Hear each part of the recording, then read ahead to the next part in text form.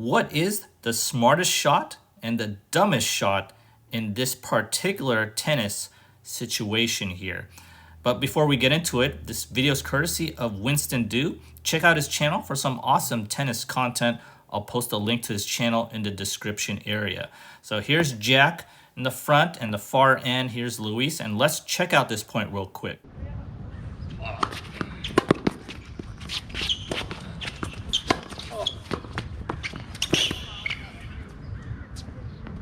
So let's start off with the dumbest shot, and I've talked about this before. It's the shot that you should never ever do, never ever ever do. And it's the running short ball lob, right?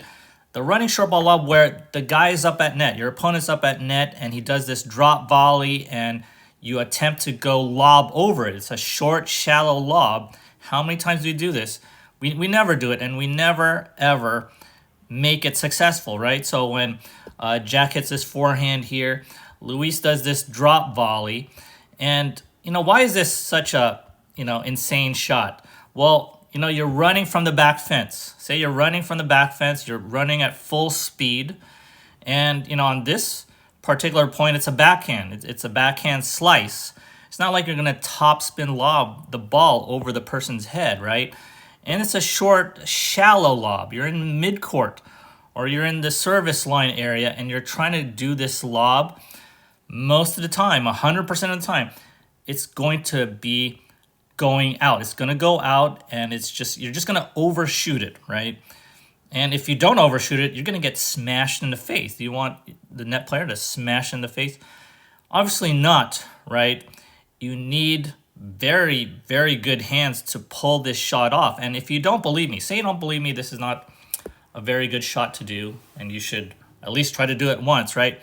You do this on a drill. Get a coach, a teammate, whoever, a friend, and feed little short balls, chip balls, drop volleys, whatever.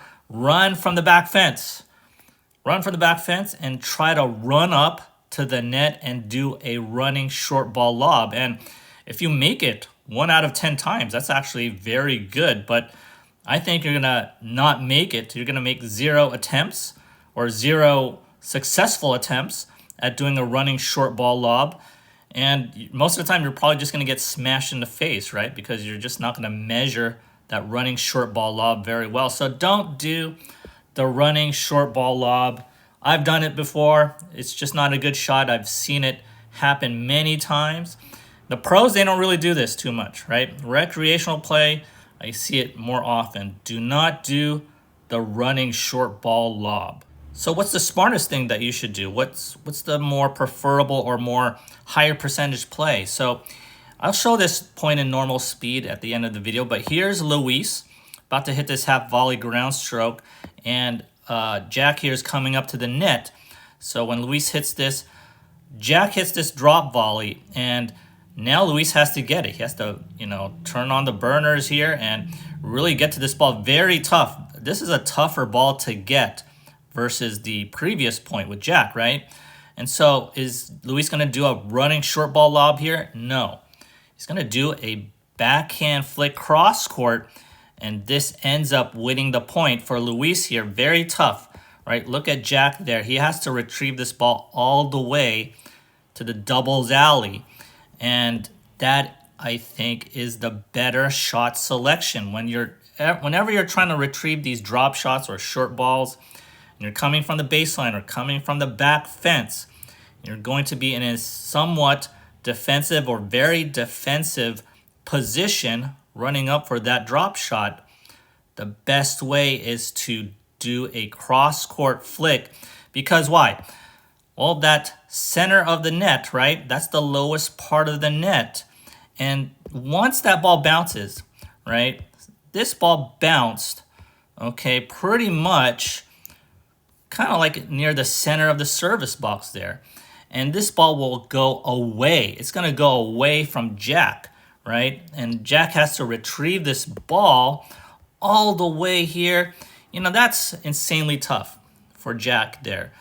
To be able to run from here all the way there to retrieve that ball. See, once that ball bounces, it's going to go away. It's going to be very tough for Jack to retrieve that ball. So the cross-court shot is the best way to go. You could go down the line too, but you know, the thing is, with the down the line shot, you're going over the higher part of the net, and Jack is a little bit closer. So if you go down the line, it has to be very strong. But when you're retrieving these drop shots here, usually you're going to end up going with a slice, right? And the slice travels slow. So again, the cross-court ball, if you could just get it a little bit away from your opponent, get it to bounce, and then it'll shoot very much away towards the doubles alley. That is the better shot selection. You know, don't do that running short ball lob again. That will get you into trouble, and 10 out of 10 times, you're just not going to win that point with a running short ball lob. But with a cross-court flick there, you know, that's going to be a better option. And even if Jack kind of gets that, you still have a chance to get that ball back and maybe get it cross-court yourself on the next shot. So whenever you're in these situations here, you're trying to retrieve a drop shot. It's a short ball. You're coming from the back fence. You have to run for it. The best shot selection is that cross-court ball.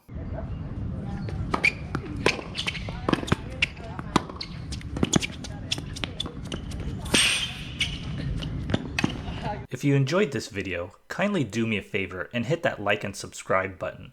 As always, thanks for watching, and I'll see you next time.